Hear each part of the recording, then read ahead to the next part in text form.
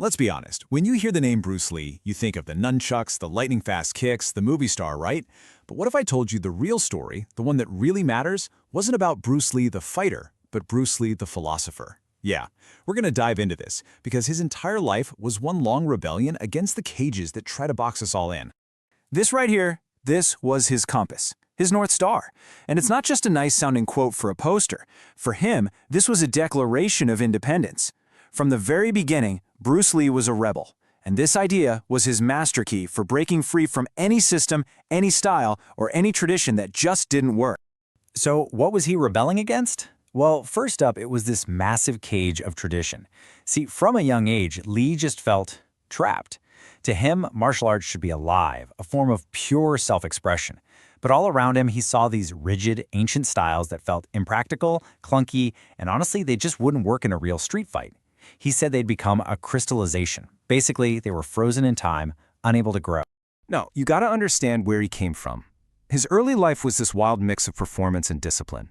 He was a child actor, totally at home on a movie set, and he was a serious student of Wing Chun, a very traditional form of Kung Fu. But he was also a street fighter.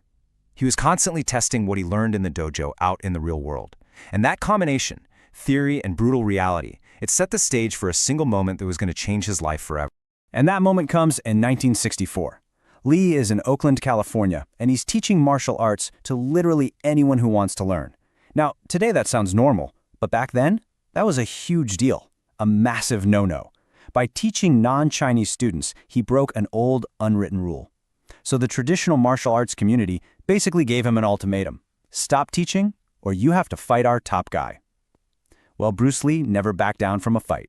So the fight goes down. And yeah, Bruce wins. It's over in about 3 minutes. But here's the kicker. He was absolutely horrified. In his mind, it should have been over in seconds. Instead, he was left completely winded, gasping for air. And it hit him like a ton of bricks. His traditional training, for all its history and beauty, was just too inefficient for a real no-holds-barred fight. He won the physical battle, but in his mind, his philosophy had completely and utterly failed him. And this is the question that just ate at him. I mean, think about that. What do you do when you follow all the rules, you do what you're taught, you win, and it still feels like a total loss? For Bruce, this wasn't just about being out of breath. This was a full-blown philosophical crisis. And it became the spark for his life's true work. So what does he do? Does he just create a better style? No way! That was the whole trap to begin with. Styles become rigid, they become cages. Instead, he developed a philosophy, a totally radical way of thinking about combat and about life that he called Jeet Kune Do. So what is Jeet Kune Do? The name literally means the way of the intercepting fist, and that word intercepting is everything. You know, traditional styles are often like, step 1, block an attack. Step 2, launch your own attack. JKD says, why wait?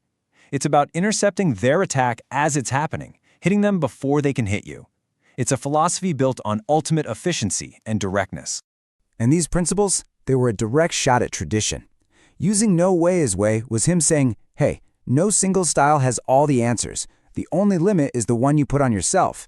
Simplicity was all about cutting the fluff. Why use 5 fancy moves when one direct one will do the job? And then you have his famous quote in action, research your own experience and discard what is unessential. Basically, test everything.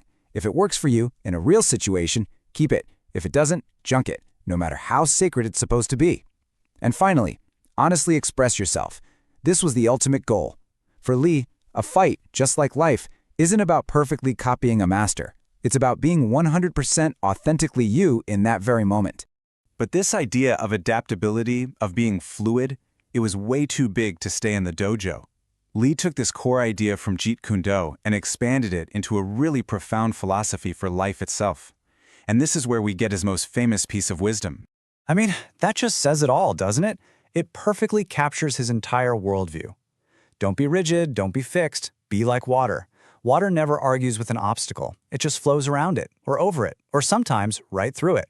It can be gentle or it can be powerful, but it always adapts. For Lee, this was the absolute key to overcoming any challenge life could possibly throw at you. And he lived this. Around 1970, he suffered a terrible back injury. The doctors told him he might never do martial arts again. Now, for a rigid mindset, that's game over. But for Bruce, It was just a prompt to evolve. He couldn't train his body, so he trained his mind. He spent that recovery time reading thousands of books, writing, and deepening his philosophy. He turned a career-ending disaster into a period of incredible growth. He literally became water. So, armed with this fluid, adaptive philosophy, Bruce Lee didn't just break boards. He broke every single barrier that was put in front of him, from the systemic barriers of Hollywood to the personal barriers inside his own head. In Hollywood, the system tried its best to put him in a cage. He was the sidekick, Kato, in The Green Hornet. He was passed over for the lead in the show Kung Fu because the studio literally said an Asian man couldn't be the hero. So what did he do? Did he get angry? Did he quit? Nope. He adapted. He flowed around the obstacle. He went to Hong Kong, made his own movies, became the biggest movie star in Asia, and then Hollywood came crawling back to him to star in Enter the Dragon.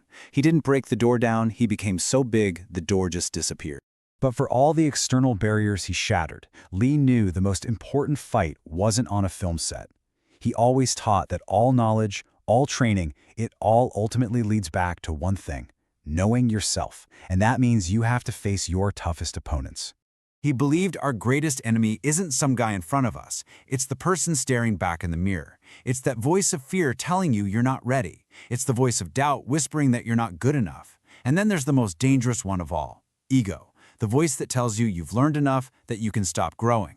And you can see here, he saw these as three equal forces we are constantly at war with. Conquering them, that was the real fight. And that brings it all right back to us, doesn't it? His entire life was a masterclass in identifying the cages we're put in, by tradition, by society, and by our own minds, and then finding a way to flow through them.